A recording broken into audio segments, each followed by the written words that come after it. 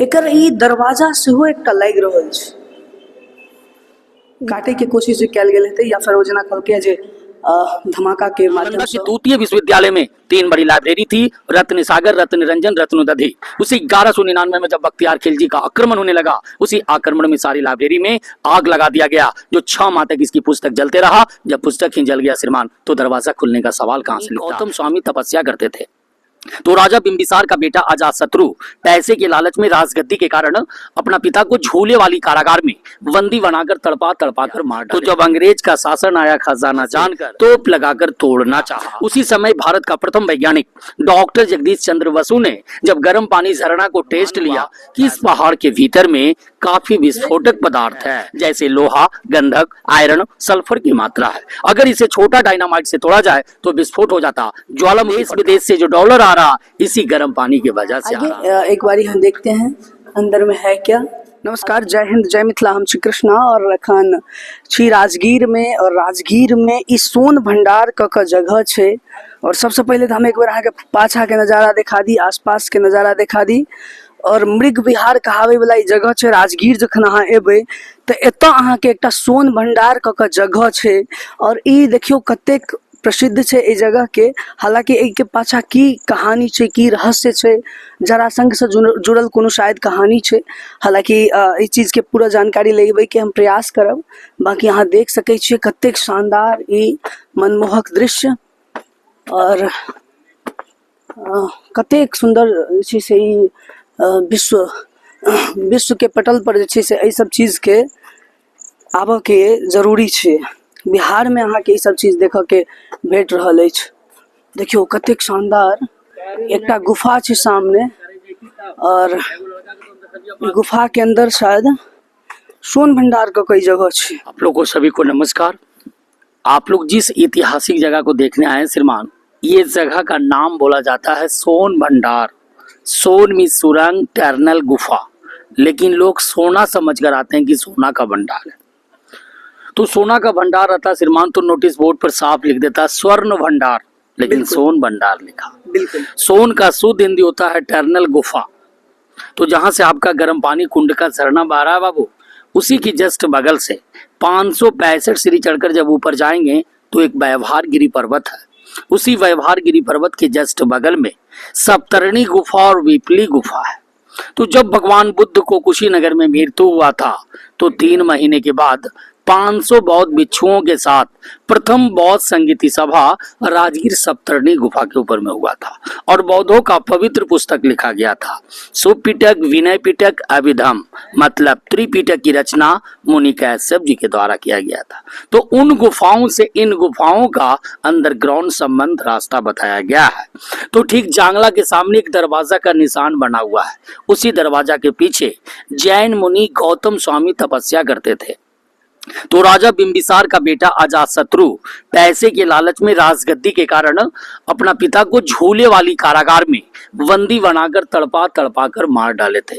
उनकी पत्नी रानी कौशल्या ने गुस्से में आकर सारा धन संपत्ति इसी गुफा के प्रांगण में जैन मुनि गौतम स्वामी को दान देने के लिए आए थे, लेकिन वो तो साधना कर रहे थे, उनको धन का जरूरत नहीं था। वो अपने तपस्या के बल पे पत्थरों की चट्टानों से दरवाजा को ब्लॉक कर दिया गया। तो जब अंग्रेज का शासन आया खजाना जानकर, तो इसी जांगला से तोप लगाकर तोड़ना चाहा, लेकिन टूटा नहीं, दीवार के ऊपर काला दाग होकर रह गया। उसी समय भारत का प्रथम वैज्ञानिक डॉक्टर जगदीश चंद्र बसु ने जब गर्म पानी झरना को टेस्ट लिया, तो ऐसा अनुमान हुआ कि इस पहाड़ के भीतर में काफी विस्फोटक पदार्थ है, जैसे लोहा, गंधक, आयरन, सल्फर की मात्रा है। अगर इसे छोटा डायनामाइट से तोड़ा जाए तो विस्फोट हो जाता, ज्वालामुखी फटता, आग लगने की भय थी, और गर्म पानी का झरना जब बंद हो जाता तो राजगीर का एरिया नष्ट हो जाता।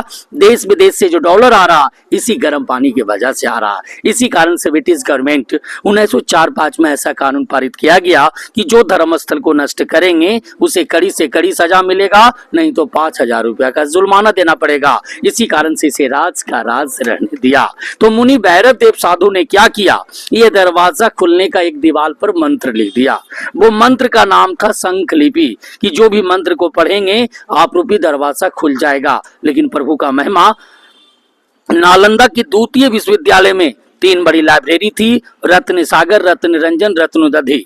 उसी 1199 में जब बख्तियार खिलजी का आक्रमण होने लगा, उसी आक्रमण में सारी लाइब्रेरी में आग लगा दिया गया, जो 6 माह तक इसकी पुस्तक जलते रहा। जब पुस्तक ही जल गया श्रीमान, तो दरवाजा खुलने का सवाल कहां से लिखता। इसी कारण से खुल सिम सिम बंद सिम सिम का कोड भाषा में रह गया।